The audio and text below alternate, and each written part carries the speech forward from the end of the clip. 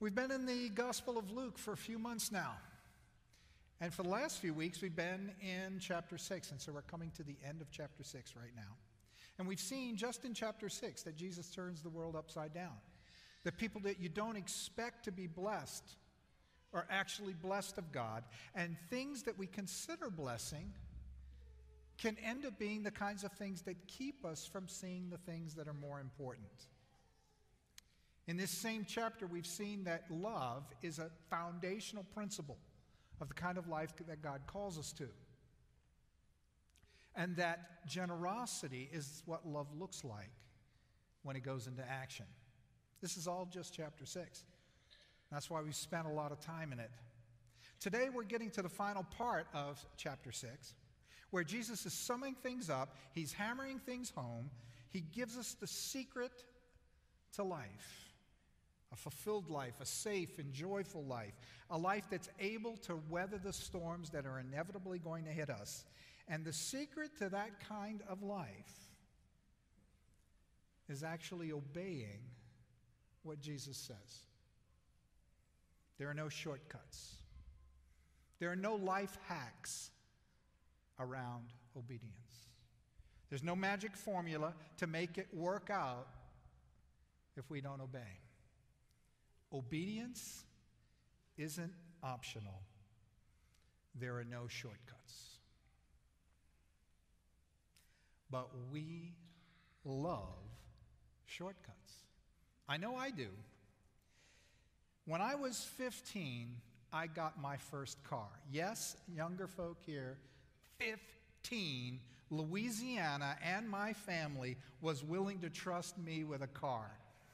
I'm telling you, miracles do exist. And naturally, I was totally worthy of that trust for about 2 days. In 2 days, the car needed body work. Now, the reason for that had to do with a radio that needed to be turned on, a 1965 Volkswagen bus that was moving, and a parked car that was on the side of the road. And I ran into it, or the car ran into it. I'm not sure how responsible I was. Anyway, so I realized I had to fix the car. I read up on how to do it. I bought all kinds of special tools that I needed to get it done.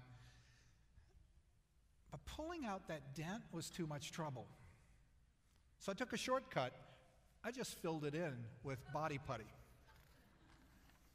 Now, while it was still wet, I was supposed to smooth and feather it out real carefully into the body, but I took a shortcut. I knew I was going to sand it later, and I would have power tools, so I left a few ridges and lumps in it to smooth out later. Well, as I began to sand that, I realized that I now had a rock-hard lump of some kind of space-age epoxy. And I realized that even with the power tools that I had, I'd be sanding this thing until my 16th, 17th, maybe even 18th birthday. So it was time to prime it. I didn't have paint that matched it either, because that was too hard. It was a mess. It was a car that only a 15-year-old person would drive when I was done with it. Shortcuts didn't work. American culture loves shortcuts far too much. We want results without the effort. We've got fad diets, chemical supplements that stimulate our metabolism so it all works better, liposuction. The 4-minute workout. This was popular a few years ago in the magazines. 4 minutes and you can get your goal. Of course, you need a $19,000 machine to do it. And I'm not exaggerating the cost. Didn't quite have enough to get it, but I wanted it anyway. Credit card debt. We want something right now, even if we can't afford it, so we rack up debt. Money-making schemes. In 3 months, we can double our money because regular savings is too slow. Shortcuts in relationships. We want sexual intimacy now and not wait for the commitment of marriage. We might even think that sex is a shortcut to relational and emotional intimacy, but it isn't. We've got Spark Notes now if you're a student. Just go online to get chapter summaries. Now look, when I was young, you had to work at your shortcuts. I had to go to a bookstore and buy Cliff Notes if I wanted to cheat. You text or ghost people rather than relate to them or break up with them. You just ghost them. The college scandals where, don't do the hard work of actually qualifying to get into college. Just try to pay your way through it. We even get our ice through the door of the refrigerator so we don't have to open it. We like shortcuts. We like shortcuts in our spiritual life too. Read a book, preferably a short one, that's going to make my spiritual life happen. Have some kind of special spiritual experience that'll make everything else easy. Go to some conference that's going to solve all of my problems. And we like shortcuts and obedience too. We want all the results of a solid Christian life. We want peace-filled, joyful lives pleasing to God, able to weather the storms that are going to inevitably come. But we're tempted to try to get that and still ignore what Jesus tells us is necessary in a life like that. But obedience isn't optional. There are no shortcuts. In the time of the early church, the temptation of the church was always to add to the gospel. Yeah, the cross is important, but you also need to do this and observe this holiday and this part of the original Jewish law. That is not our problem. Our problem is we want to subtract from grace. We want grace without any significant response to the lordship of Jesus. We want grace without obedience. We want all the peace of the spiritual life without working on the spiritual life. Now, I have no doubt we're saved by God's unmerited grace, not by anything we do. It's all because of God. Forgiveness, inclusion into God's family, the capacity to even want to change. All these things are because of the grace and mercy of God. But saved people, people who are forgiven, people who have begun to follow Jesus, people who are included into God's family, these people start to try to obey Jesus. Obedience isn't optional. There are no shortcuts. I want to read to you the words of Jesus. Luke chapter 6, going to begin at verse 46. Why do you call me Lord, Lord, and not do what I say?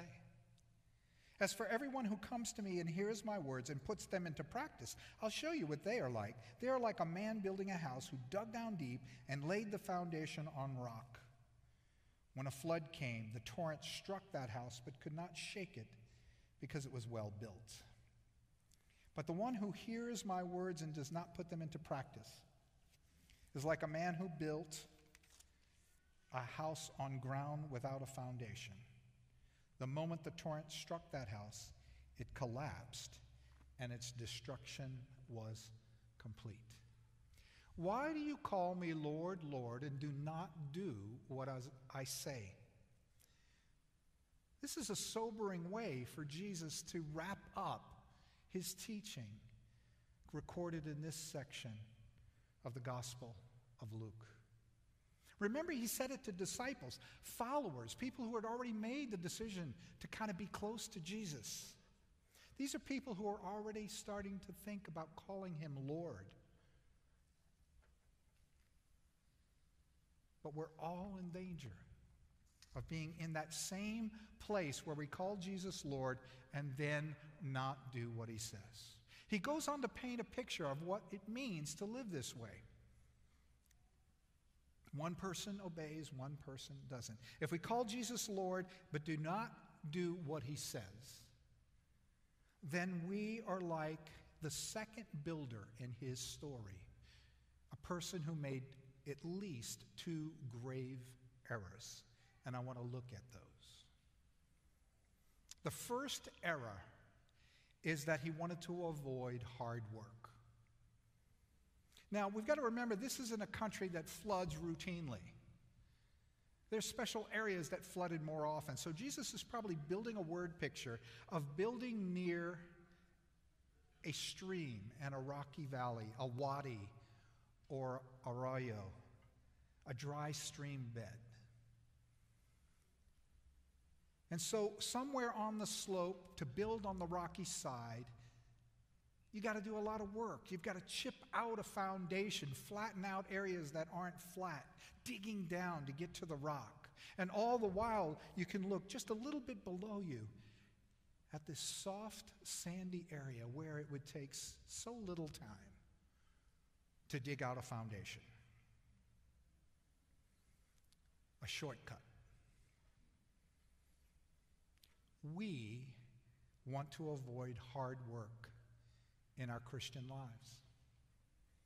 Now, I'm not being rude when I share this. First of all, I've got to come at this way because this is the words of Jesus. But I can also recognize that this is my problem too. I share this temptation. And I share this failure. We want to live in the confidence of the great saints, to pray with faith and power, to see God answer. Don't we want that? To pray and actually see God answer. We want to have peace when other people panic. We want to have deep-seated joy through the ups and downs of life. But we really don't want to go the long way around of getting there. We can't wake up early to have time to read the Bible and journal and pray because we're tired and we work hard. Can't have it at night either because that's my time to relax. It's family time too. Praying more than 2 minutes is boring. Come on. Can't do that. I want to be a saint. I want to have confidence in God 2 minutes a day. Fasting.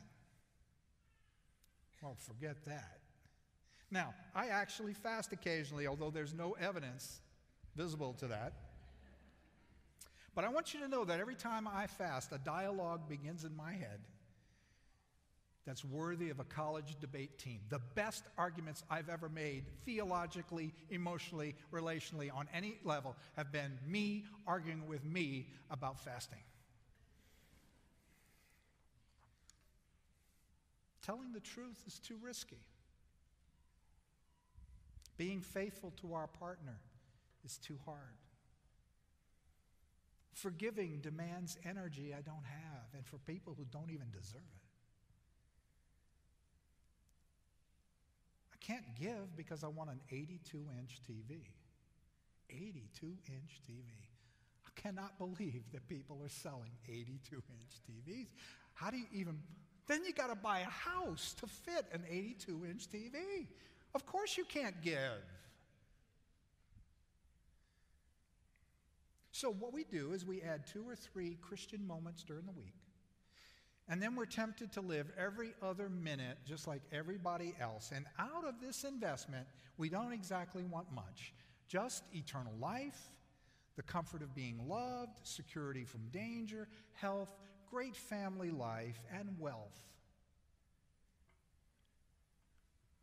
Why do you call me Lord, Lord, and not do what I say? Obedience isn't optional. There are no shortcuts. That's the first problem. The builder wanted to avoid hard work. The second was that the builder was short-sighted. He forgot about the storms. He's building in a river valley that's been cut by high water. He chooses the shortcut of building by the sandy spot, forgetting that a stormy day is going to come and knock it all down at flood stage. Everybody forgets about the storms. I come from New Orleans. I grew up there. I grew up with hurricanes coming almost every season. My family lost everything in 1965 in Hurricane Betsy. New Orleans is built below sea level, 20 feet in some places, below sea level. When a ship goes by in the river, you're looking up at its waterline. But even so, the levees weren't built high enough, they weren't in good repair, the pumps were inadequate, the training wasn't sufficient, the safety measures were ignored. We get 18 inches just in a strong rainstorm. Still didn't do enough. It was too hard, too costly. The city took shortcuts. And then Katrina came. There are 6 buildings that were there when I grew up, just in my neighborhood, that no longer exist, not even their foundations. The house I grew up in, the church I went to, the grammar school I went to, the high school I went to, and the church my mother went to once she became a Presbyterian. They're all gone. Not even evidence of their former existence. We forget about the storms of life, illnesses, accidents, disability, death, job loss, broken relationships, marriage problems, mean people. We forget that we're going to have to face these things. These storms come, and we need a firm foundation in order to handle it and survive it, at least survive it in a healthy way. There's no way of avoiding the suffering. But when it happens, will we know how to trust God in the midst of it? Will we know how to pray for solutions or pray for perseverance? Will we know how to persevere? Will we know how to hold on to God for comfort and not panic and blame God and push people away? Key question. Are we living today in a way that gets us ready for the storms? Will the shortcuts do it? And as Christians, we know that one of the storms we're going to face in life actually happens at the end of life, the storm of God's judgment. One day, our lives will be tested by God. Even if we're embraced by the grace of God, our lives will still be tested. Will anything stand? Or will it all come crashing down? Eternity is impacted by obedience. There are no shortcuts. So, the secret to life according to Jesus is that there are no shortcuts. Obedience isn't optional. Shortcuts don't work. There are no shortcuts. Everyday obedience is the thing that lays foundations that can take on the storms of life. Things like telling the truth, purity in our minds, in the way we behave, prayer, regular prayer, learning how to control our anger, developing the skills to give generously, the habits, saying no to impulses that we know are wrong, daily integrity in the small things, even the things that people don't know about, the things that are just us and the computer or the phone. Studying Scripture, memorizing it, being thankful, loving to the very limits, forgiving, and repentance when we fall short. Chip, chip, chip. The foundation goes into the stone. The hard way, the only way. Obedience isn't optional. There are no shortcuts. Why do you call me Lord, Lord, and not do what I say? We all fall short. And one of the amazing things about gathering to worship as Christians is that we experience the grace and forgiveness of God over and over again. 70 times 7 forgiveness, daily forgiveness. Forgiveness that's so reliable that Jesus puts it into his prayer. Give us today our daily bread and forgive our trespasses, our debts. But the gospel reminds us too that this sort of forgiveness, this sort of grace, came at a great cost. God took no shortcuts to restore us to himself. It took Jesus' suffering. It took his rejection. It took his death to make this possible. If there were any shortcuts, God is smart enough to have taken them. There aren't any shortcuts, even for God.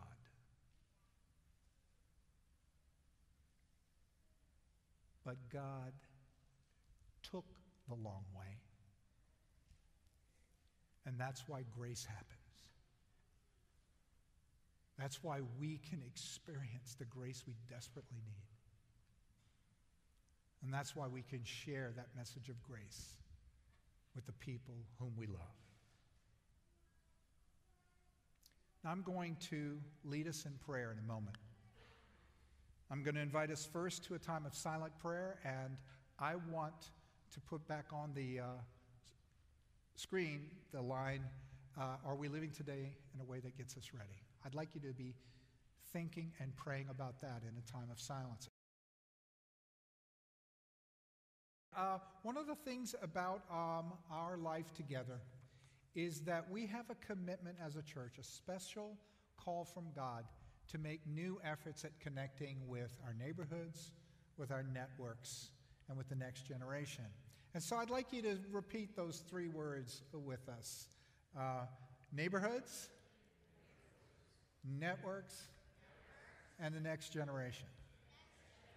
Now, some people have a natural lifestyle that they've cultivated that has innovative and interesting ways that they connect with the community around us. And we're going to hear a little bit about that today with Katie Dietrich. And so, Katie, your family has a creative tradition that you have started. And can you tell us a little bit about it? Sure. So every year on Thanksgiving Eve, my family hosts Pie Night, which was created originally to solve the main first world Thanksgiving problem of best food of the year and best dessert of the year, but finite stomach space.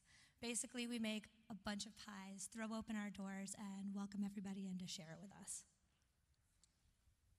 Now, you've done this for a while. How has Pie Night been life-giving and exciting for you?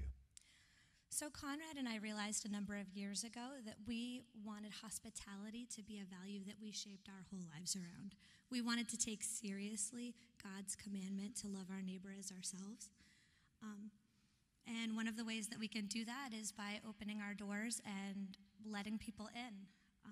And Pie Night is one example of the ways that we do that, and maybe the most delicious way that we do that.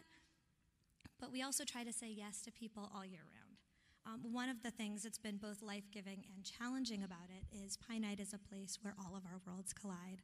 Our church friends, our neighborhood friends, school, gym, work, theater friends all show up in the same place, and it can feel really overwhelming to make sure everybody feels welcome. But in the same time, that has also led to relationships being formed that maybe wouldn't have had Pie Night not happened.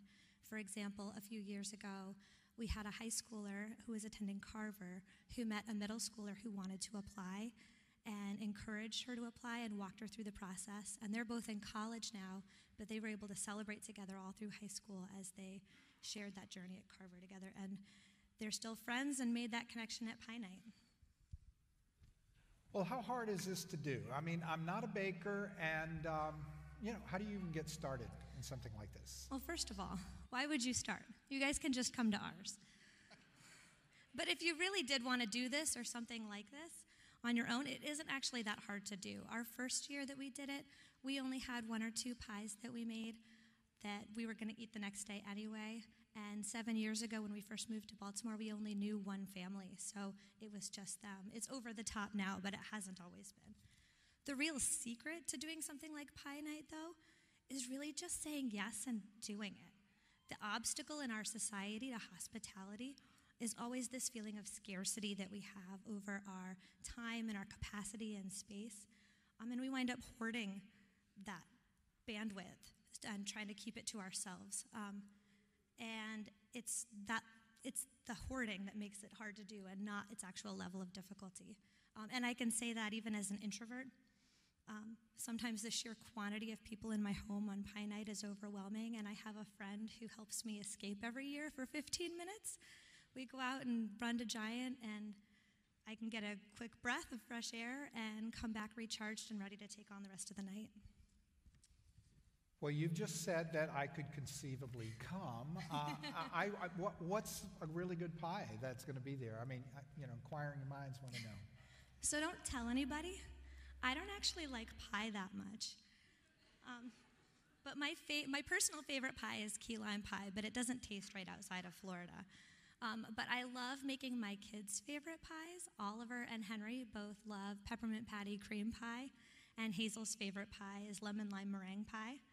And Fitz isn't sure what his is, but he's right there.